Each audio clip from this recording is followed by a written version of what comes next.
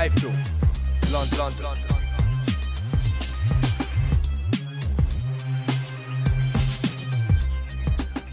iFILM, London.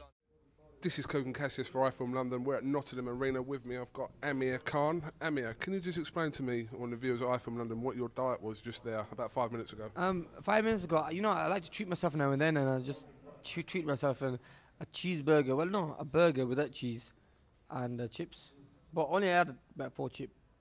That's about it. And a full fat Coke. Half of a full fat Coke, yeah. Because I heard the Diet Coke's worse. That's what I heard. Is it worse? Because that's what my nutritionist told me. I don't know, but I drink anything anyway. But yeah, it's good to treat yourself now and then because we train so hard when we're in camp and we eat organic food and it's just good. So try not to show this to my strength conditioner because he'll be upset.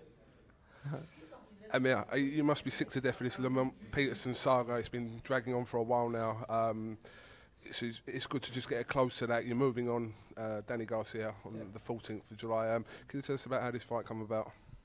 Danny Garcia fight, yeah, came about after LAMONT PETERSON fight got called off with the drug test. You know, he failed the drug test and was positive on testosterone and steroids. Garcia, we're very lucky to get him. You know, Garcia just beat Morales, got the WBC title. So he's a world champion. One below me in the world rankings. So yeah, that fight, Golden Boy put together because he is also a Golden Boy fighter. So Golden Boy put the two names together and said, look, we can get this fight on. The TV companies are happy with it, and he's unbeaten, 23-0. He's only 24 years old, so he's young. I mean, just a year younger than me. But it's going to be a test because, you know, Garcia's never tasted defeat before, so he's going to be very confident. And with my last fight, you know, which was a big mess, you know, with everything that happened in that fight, I think it'll be a good fight for me to get my titles back, and hopefully finish this division off as a world champion, and then hopefully then, you know, not looking too forward, not looking too ahead, but then do move up a weight to the next 147 category and become a world champion at that weight and fight the big names in that way. Yeah. AMIR, one thing we'll say about the LAMONT PETERSON thing. Are you 100% convinced in your mind and 100% that this is a cheating thing? This isn't he was ill-advised or any other thing. It was 100%. Are you convinced in your mind that he took them things to better his performance? 100%. Yeah, I agree with it. I believe that it was because, you know, to have injected testosterone pellets in your hip, I don't think that's normal. You know why? Because he said his testosterone was low. Now I'm sure my testosterone is very low when I'm in training camp because we push our body so through so much stress that, you know, you're going to be tired, you're going to be weak, and I think that was the reason. You know, every drug user has an excuse.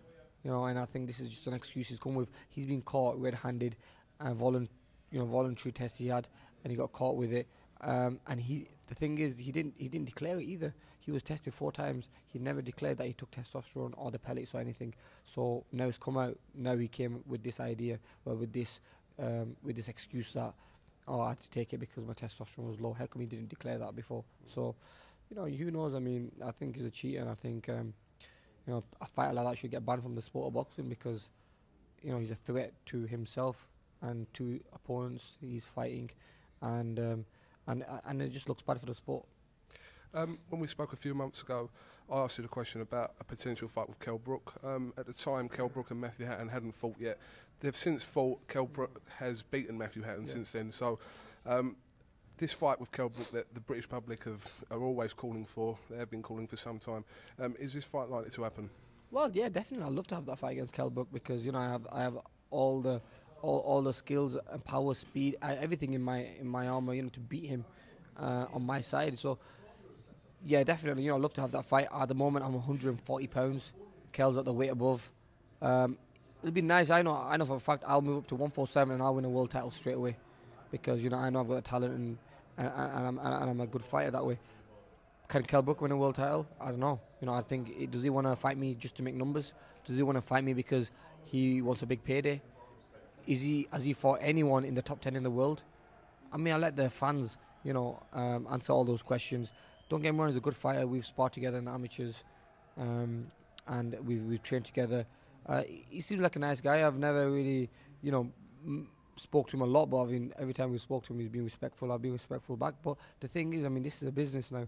I know he would want to fight me for the big payday because otherwise he's not going to make it. Now, if he maybe faces the top any of the fighters from the top 10, then definitely I would give him that chance to fight me. But if he's not fighting anyone in the top 10, and then he's calling me who's a weight below him, I don't get it. You know, he should be focused on his own weight category fighters. But listen, I'm not scared of anyone. I mean, I fought the best in my division, and I've cleaned up my division. Hopefully, after this Garcia fight, I've offered the likes of Marquez, Bradley fights, and they're at my weight, and they don't want to fight me. Now I'll move up to the next weight category, and I'll fight I'll fight whoever they put in front of me. Now, AMIR Khan is talking about the likes of Manny Pacquiao, Mayweather, and those big names.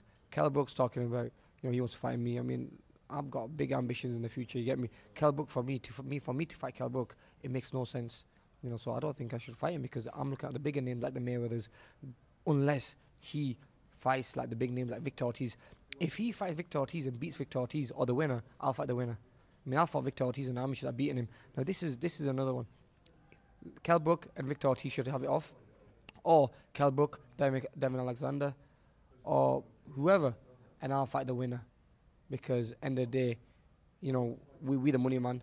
I'll move up to 147, and we'll do it that way, and that'll prove how good Kell Brook is, or and it'll make it much easier for me because end of the day, I'll just fight the best there, and I'll prove that I'm the better fighter by beating them. But so if Kell Brook wants to fight me, either he faces Devin Alexander. If Devin Alexander's listening, offer the fight to Kell Brook because I think he won't take it. Or Victor Ortiz is another name. I think Berto would have been another good name for Kell Brook.